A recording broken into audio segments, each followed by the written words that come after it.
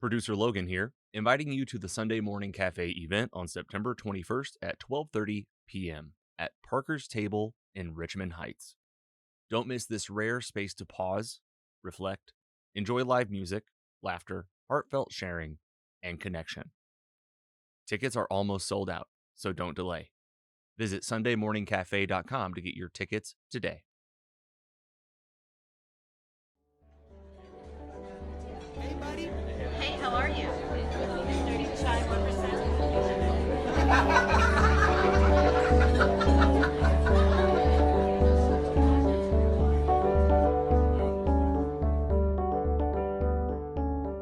1%. So, when a name tells a story and you elicit that name and sit to listen for the story, to use a baseball metaphor, when every introduction involves that kind of storytelling, it's as if from the get-go, this relationship is going to begin on third base and it'll continue from there.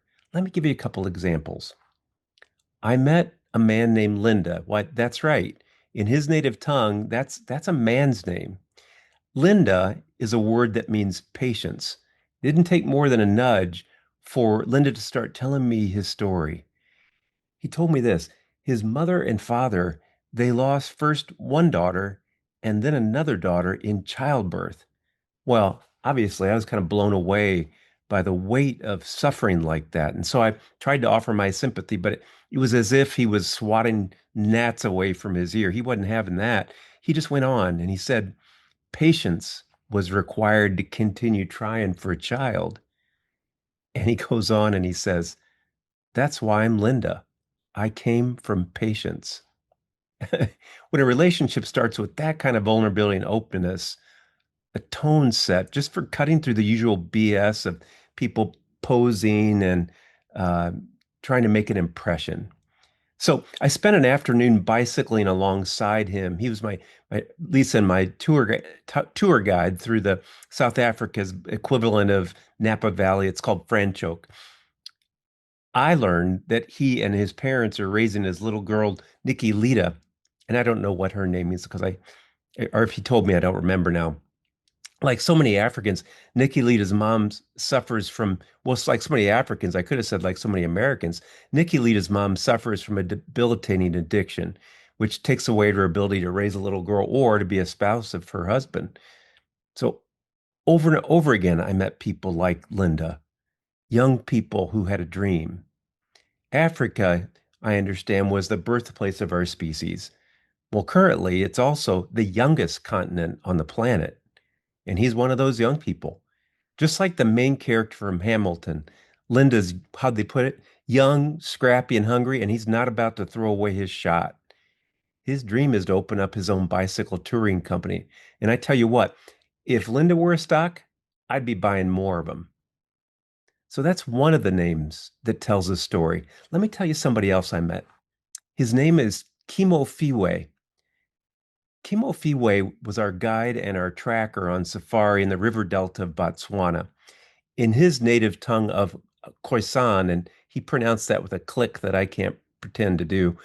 His name means, check this out, just because I am quiet doesn't mean that I agree with you. That's what his name means. Just because I am quiet doesn't mean that I agree with you.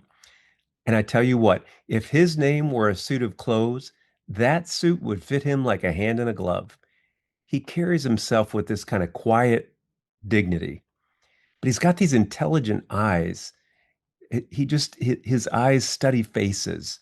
They study behavior, just like they study the bush for signs of a camouflaged wild animal.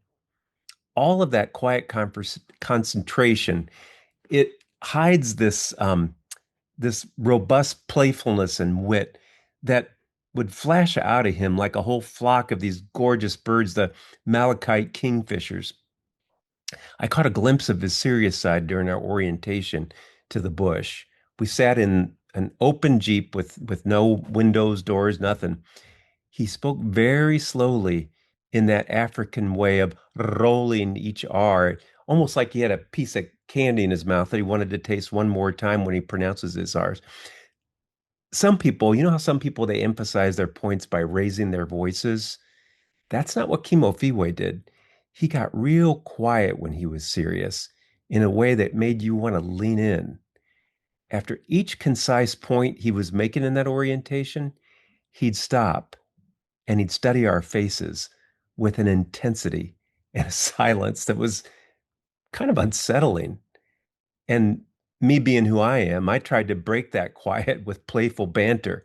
I'll tell you what, that fell to the floor of the Jeep with a thud, like a sad, abandoned baseball. Later, I learned why.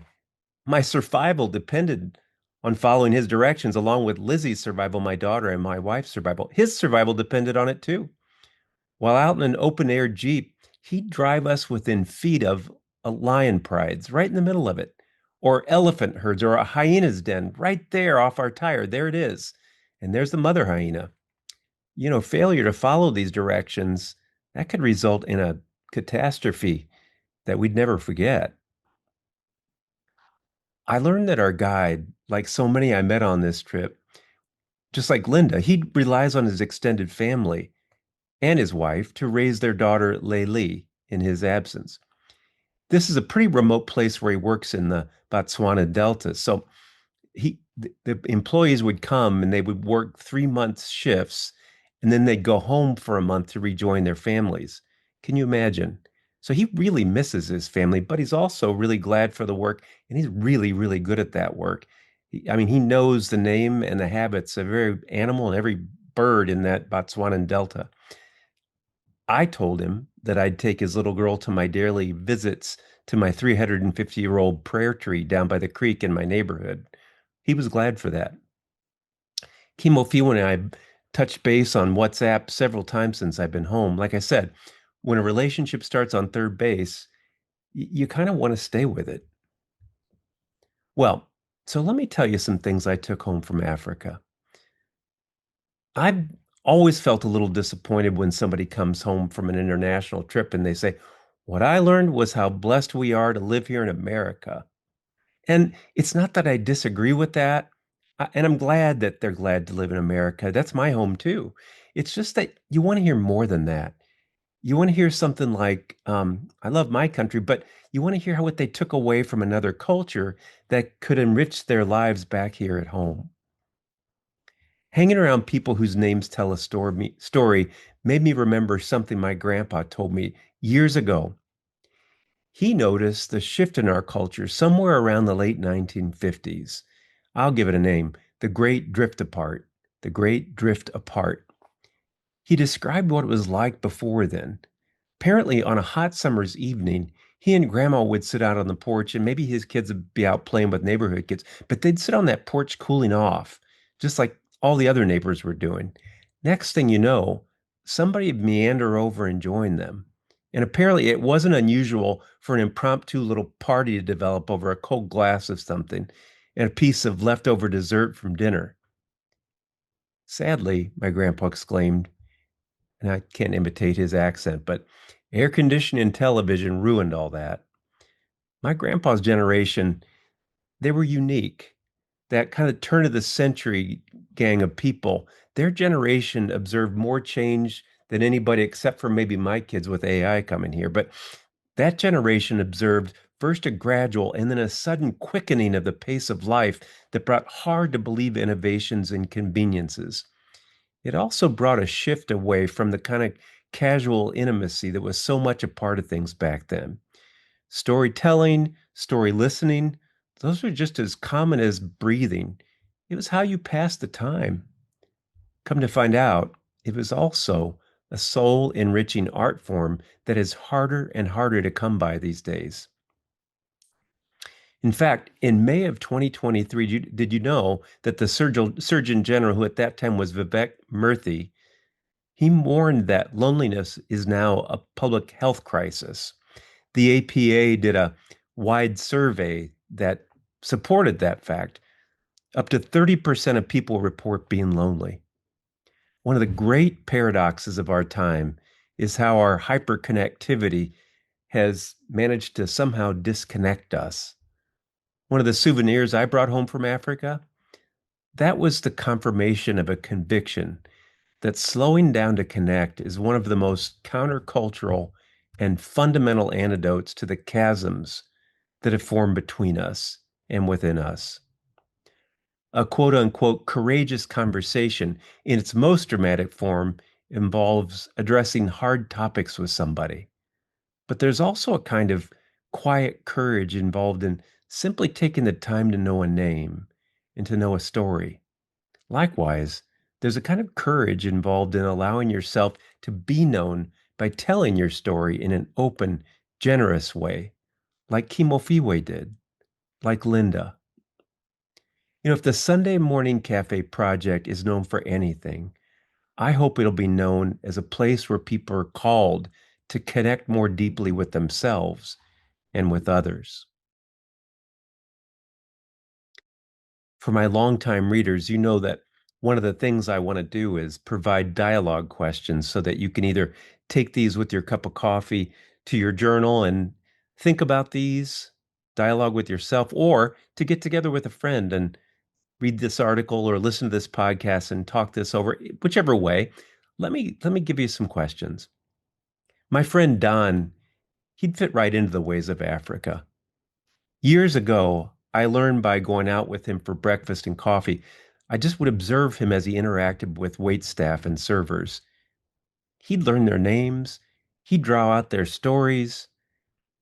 And I guess the question that comes from that is, do you attempt this form of courage in some way, shape, or form?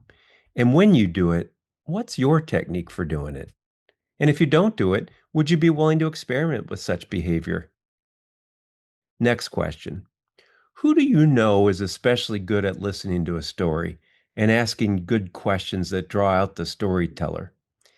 And what have you observed that they do that makes that happen? How do they do that? Third question. Who do you know that tells a good story? What makes them a good storyteller? Ah, here's a question. Have you ever resolved to hang in there with someone who is a horrible storyteller as a way of honoring them despite their skills? What helps you to do that? What did you do that allowed that kind of stick-to-itiveness? Here's another question. When was the last time you connected with someone who has a radically different political orientation than you? Were you able to get deep enough to make contact with your common humanity and to pass by the little landmines they may have set for you to go superficial and have a little food fight? I guess there's another question I want to ask. Sometimes I've seen my wife make a symbol for zipping my lips or like a key going in and locking it. That kind of feedback tells me that I could improve as a story listener. Do you ever get feedback like that, either to speak up more and tell your story or to cut back and leave space for somebody else? Do you get feedback like some people get lost in the weeds or the minutia of what you're saying because they're not hearing kind of what you're driving at? Where do you need to improve in your storytelling or your story listening? And that's all the questions I have. And so I'm tickled that you joined us for the Sunday Morning Cafe podcast. And I look forward to working on these and publishing more of these as time goes on. In the meantime, I will see you next week. And until then, enjoy each and every one of your courageous conversations. See you then.